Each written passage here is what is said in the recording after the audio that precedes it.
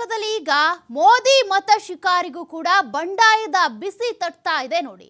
ಇಂದು ಬಂಡಾಯದ ನಡುವೆನೇ ಶಿವಮೊಗ್ಗಕ್ಕೆ ಪ್ರಧಾನಿ ಮೋದಿ ಲಗ್ಗೆ ಇಡ್ತಾ ಇದ್ದಾರೆ, ಮತ ಶಿಕಾರಿಗಾಗಿ ಬರ್ತಿದ್ದಾರೆ. ಆದ್ರೆ ಪ್ರಧಾನಿ ನರೇಂದ್ರ ಮೋದಿ ಅವರಿಗೂ ಕೂಡ ಬಂಡಾಯದ ಬಿಸಿ ತಟ್ಟಲಿದೆ. ಪಕ್ಷೇತರ ಸ್ಪರ್ಧೆಗೆ ಈಶ್ವರಪ್ಪನವರು ಸಜ್ಜಾಗಿದ್ದಾರೆ. ಅವರ ಮನವೊಲಿಸೋದಕ್ಕೆ ಬಿಜೆಪಿ ನಾಯಕರು ಸರ್ಕಸ್ ಮಾಡ್ತಿದ್ದಾರೆ. ಯಾರೇ ಮನವೊಲಿಸಿದ್ರು ಕೂಡ ಸ್ಪರ್ಧೆ ಖಚಿತ ಅಂತ ಈಶ್ವರಪ್ಪ ಹೇಳಿದ್ದಾರೆ. ಶಿವಮೊಗ್ಗದ ಅಲ್ಲಮಪ್ರಭು ಮೈದಾನದಲ್ಲಿ ಬಿಜೆಪಿ ಸಮಾವೇಶ ಇದೆ ಇವತ್ತು. ಪ್ರಧಾನಿ ಮೋದಿ ಆಗಮನದ ದಿನವೇ ಈಶ್ವರಪ್ಪ ಟೆಂಪಲ್ ರನ್ ಅನ್ನ ಆರಂಭಿಸಿದ್ದಾರೆ. ಜಿಲ್ಲೆಯಲ್ಲಿನ ಮಠಗಳತ್ತ ಪಯಣ ಬೆಳೆಸಿದ್ದಾರೆ ಕೆಎಸ್ ಈಶ್ವರಪ್ಪ. ಜಿಲ್ಲೆಯ ಹಲವು ದೇವಸ್ಥಾನಗಳಿಗೂ ಕೂಡ ಇವತ್ತು ಈಶ್ವರಪ್ಪನವರು ಭೇಟಿ ಕೊಡ್ತಾರೆ. 11ಕ್ಕೂ ಹೆಚ್ಚು ದೇವಾಲಯಗಳಿಗೆ ಭೇಟಿ ನೀಡೋದಕ್ಕೆ ಕೆಎಸ್ ಈಶ್ವರಪ್ಪ ನಿರ್ಧರಿಸಿದ್ದಾರೆ. ಹಾಗಾದ್ರೆ ಪ್ರಧಾನಿ ಮೋದಿ ಅವರನ್ನ ಭೇಟಿ ಮಾಡದಂತೆ ನಿರ್ಧಾರವನ್ನ ಮಾಡಿದ್ರ, ಅವರ ಭೇಟಿ ಮಾಡಬಾರ್ದು ಅಂತ ತೀರ್ಮಾನವನ್ನ ಮಾಡಿಕೊಂಡು ಈ ರೀತಿಯಾಗಿ ಟೆಂಪಲ್ ರನ್ ಆರಂಭಿಸಿದ್ದಾರ. ಮಠಗಳು ದೇವಾಲಯಗಳತ್ತ ಭೇಟಿಯನ್ನ ಕೊಡ್ತಾ ಇದ್ದಾರೆ ಕೆಎಸ್ ಈಶ್ವರಪ್ಪನವರು. ಬಂಡಾಯದ ಬಿಸಿ ಈಗ ಪ್ರಧಾನಿ ನರೇಂದ್ರ ಮೋದಿ ಅವ್ರಿಗೂ ಕೂಡ ತಟ್ತಾ ಇದೆ. ರಾಜ್ಯ ಬಿಜೆಪಿ ನಾಯಕರು, ಕೇಂದ್ರದ ನಾಯಕರು ಎಷ್ಟೇ ಮನವೊಲೈಕೆ ಮಾಡೋದಕ್ಕೆ ಪ್ರಯತ್ನ ಪಟ್ಟರೂ ಕೂಡ ಕೆಎಸ್ ಈಶ್ವರಪ್ಪನವರು ಮಾತ್ರ ಬಂಡಾಯದ ಬಾವುಟವನ್ನ ಹಾರಿಸಿದ್ದಾರೆ. ಇವತ್ತು ಪ್ರಧಾನಿ ಮೋದಿ ಶಿವಮೊಗ್ಗಕ್ಕೆ ಬರ್ತಾರೆ ಅಂತ ಗೊತ್ತಿದ್ರೂ ಕೂಡ ಹಲವು ದೇವಸ್ಥಾನಗಳಿಗೆ ಭೇಟಿ ಕೊಡ್ತಿದ್ದಾರೆ, ಮಠಗಳತ್ತ ಮುಖ ಮಾಡಿದ್ದಾರೆ ಕೆಎಸ್ ಈಶ್ವರಪ್ಪ. ಈ ಮೂಲಕ ಹಾಗಾದ್ರೆ ಪ್ರಧಾನಿ ಮೋದಿಯವರನ್ನ ಅವಾಯ್ಡ್ ಮಾಡ್ತಿದ್ದಾರಾ? ಮೋದಿ ಅವರು ಇವರನ್ನ ಭೇಟಿ ಮಾಡೋದಕ್ಕೆ ಪ್ರಯತ್ನ ಪಟ್ಟರು ನಾನು ಮನವೊಲೈಕೆಗೆ ಸಿದ್ಧನಿಲ್ಲ, ಬಂಡಾಯದ ಬಾವುಟ ಹಾರಿಸ್ತೀನಿ ಅಂತ ಕೆಎಸ್ ಈಶ್ವರಪ್ಪನವರು ಸಜ್ಜಾಗಿದ್ದಾರೆ. ಈಗಾಗಲೇ ಅಸಮಾಧಾನಗೊಂಡಂಥ ಒಂದಷ್ಟು ನಾಯಕರಿರ್ಬೋದು, ಇವರ ಬೆಂಬಲಿಗರ ಜೊತೆ ಸಭೆ ಕೂಡ ನಡೆಸಿದ್ದಾರೆ.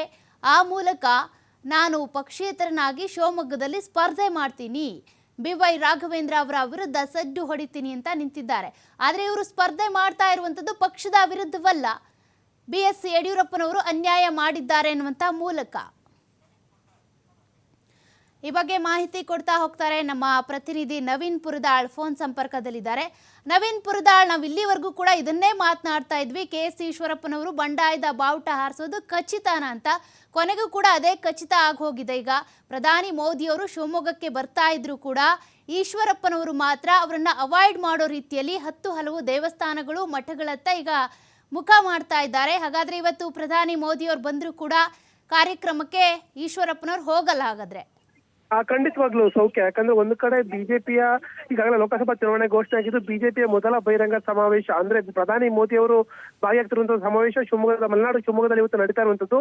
ಮಧ್ಯಾಹ್ನ ಈ ಒಂದು ಸಭೆ ಕೂಡ ನಡೆಯುವಂಥದ್ದು. ಪ್ರಮುಖವಾಗಿ ಈ ಒಂದು ಸಭೆಯ ನಡುವೆ ಕೂಡ ಬಿಜೆಪಿ ನಾಯಕರಿಗೆ ತಲೆನೋವಾಗಿರುವಂತದ್ದು ಈಶ್ವರಪ್ಪನವರ ನಡೆ ಮತ್ತೆ ಅಸಮಾಧಾನ. ಯಾಕಂದ್ರೆ ಈಗಾಗಲೇ ಅವರು ಬಹಿರಂಗವಾಗಿ ಘೋಷಣೆ ಮಾಡಿರುವಂತದ್ದು ಶಿವಮೊಗ್ಗ ಕ್ಷೇತ್ರದಲ್ಲಿ ತಾವು ಸ್ಪರ್ಧೆಯನ್ನ ಮಾಡುವುದಾಗಿ ಘೋಷಣೆ ಮಾಡಿದ್ರು. ಅದರ ನಂತರದಲ್ಲಿ 2 ದಿನಗಳು ಕೂಡ ನಿರಂತರವಾಗಿ ಹೋರಾಟವನ್ನ ಮಾಡ್ತಾ ಇದ್ರು. ಅಂದ್ರೆ ಕೊನೆಯ ಹಂತದವರೆಗೂ ಕೂಡ ಬಿಜೆಪಿ ನಾಯಕರು ಮಾಜಿ ಸಚಿವ ಕೆಎಸ್ ಈಶ್ವರಪ್ಪನವರು ಮುನಿಸನ್ನ ಬದಿಗಿಟ್ಟು ಸಭೆಗೆ ಬರ್ತಾರೆ, ಮೋದಿ ಅವರ ಕಾರ್ಯಕ್ರಮದಲ್ಲಿ ಭಾಗಿಯಾಗ್ತಾರ ನಿರೀಕ್ಷೆಗಳನ್ನ ಇಟ್ಕೊಂಡಿದ್ರು. ನಿನ್ನೆ ಕೂಡ ಸರಣಿ ಸಭೆಗಳನ್ನ ಮಾಡಿ ಒಂದಷ್ಟು ಸಂಧಾನ ಪ್ರಯತ್ನವನ್ನ ಕೂಡ ಮಾಡಿದ್ರು. ಆದ್ರೆ ಅವರು ಅದನ್ನ ಒಪ್ಕೊಳ್ಳಿಲ್ಲ. ಪ್ರಮುಖವಾಗಿ ಬಿಜೆಪಿಯ ರಾಜ್ಯ ಉಸ್ತುವಾರಿ ಅಂದ್ರೆ ಮಾಜಿ ರಾಜ್ಯಸಭಾ ಸದಸ್ಯ ರಾಧಾ ಮೋಹನ್ ದಾಸ್ ಅಗರ್ವಾಲ್ ಬಂದರೂ ಕೂಡ ಈಶ್ವರಪ್ಪನವರು ತಮ್ಮ ಪಟ್ಟನ್ನ ಬಿಡ್ಲಿಲ್ಲ. ಅದರ ಪರಿಣಾಮವಾಗಿ ಸಂಧಾನ ಕೂಡ ವಿಫಲ ಆಗಿರುವಂತದ್ದು. ಈಗಲೂ ಕೂಡ ಬಿಜೆಪಿ ರಾಜ್ಯಾಧ್ಯಕ್ಷ ಸೇರಿದಂತೆ ಪ್ರಮುಖ ನಾಯಕರು ಅದೇ ವಿಶ್ವಾಸದಲ್ಲಿ ಇರುವಂತದ್ದು. ಯಡಿಯೂರಪ್ಪನವರು ಜೊತೆಗೆ ಈಶ್ವರಪ್ಪನವರು ಕೂಡ ಸಭೆಯಲ್ಲಿ ಭಾಗಿಯಾಗುವ ನಿರೀಕ್ಷೆಗಳನ್ನ ಇಟ್ಕೊಂಡಿದ್ದಾರೆ. ಆದ್ರೆ ಈಶ್ವರಪ್ಪನವರು ಅದಕ್ಕೆ ವಿರುದ್ಧವಾಗಿ ಇವತ್ತು ಶಿವಮೊಗ್ಗದಲ್ಲಿ ಒಂದಷ್ಟು ಹಿಂದುಳಿದ ವರ್ಗಗಳ ಮಠ ಮಾನ್ಯಗಳಿಗೆ ಜೊತೆಗೆ ದೇವಸ್ಥಾನಗಳಿಗೆ ಭೇಟಿ ಕಾರ್ಯಕ್ರಮವನ್ನು ಕೂಡ ಇಟ್ಕೊಂಡಿರುವಂತದ್ದು. ಪ್ರಮುಖವಾಗಿ ಈಗಾಗಲೇ ಬೆಳಗಿನಿಂದ ಕೂಡ ಅಂದ್ರೆ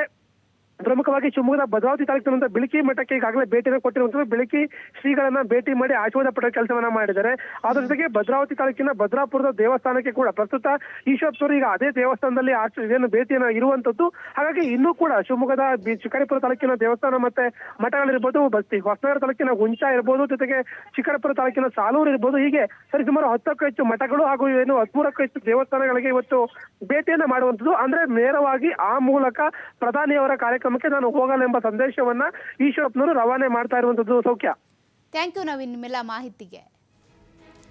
ಒಟ್ನಲ್ಲಿ ಕೆಎಸ್ ಈಶ್ವರಪ್ಪನವರ ಮನವೊಲೈಕೆಗೆ ರಾಜ್ಯ ಬಿಜೆಪಿ ನಾಯಕರು ಹಾಗೂ ಕೇಂದ್ರದ ಬಿಜೆಪಿ ನಾಯಕರು ಕೂಡ ವಿಫಲರಾಗಿದ್ದಾರೆ. ಕೊನೆಗೂ ಕೂಡ ಕೆಎಸ್ ಈಶ್ವರಪ್ಪನವರು ಈಗ ಬಂಡಾಯದ ಬಾವುಟವನ್ನ ಹಾರಿಸಿದ್ದಾರೆ. ಇವತ್ತು ಪ್ರಧಾನಿ ಮೋದಿ ಶಿವಮೊಗ್ಗಕ್ಕೆ ಆಗಮಿಸಿದ್ರು ಕೂಡ ನಾನು ಆ ಕಾರ್ಯಕ್ರಮಕ್ಕೆ ಹೋಗಲ್ಲ, ಮಠ ಮಾನ್ಯಗಳತ್ತ ಹೋಗ್ತೀನಿ ಅಂತ ಮಠಗಳಿಗೆ ಮತ್ತೆ ದೇವಸ್ಥಾನಗಳಿಗೆ ಭೇಟಿ ಕೊಡ್ತಿದ್ದಾರೆ ಇವತ್ತು ಕೆ ಎಸ್ ಈಶ್ವರಪ್ಪನವರು.